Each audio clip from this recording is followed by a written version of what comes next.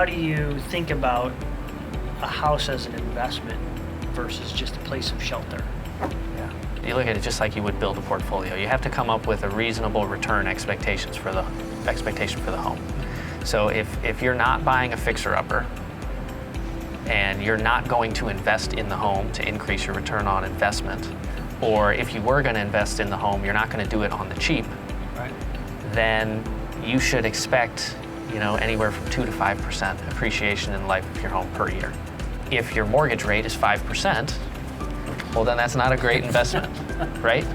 But if you can get a mortgage rate at 3% and you can buy a fixer-upper and you're able to renovate it on the cheap, so you're investing in it, and you can get your return up to 10%, then you can look at it as an investment.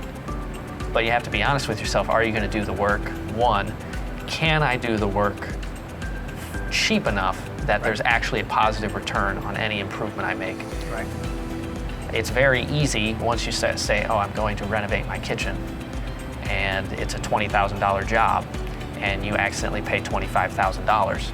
There goes your return on investment. Right? It's right there. $5,000 in either direction. Now that kitchen might have been a negative investment for you. Right. So you have to be very careful. If you're going to try to turn this into investment and you're going to invest in it, the renovations you do can turn it from being a positive investment to a negative investment very quickly. Mm-hmm.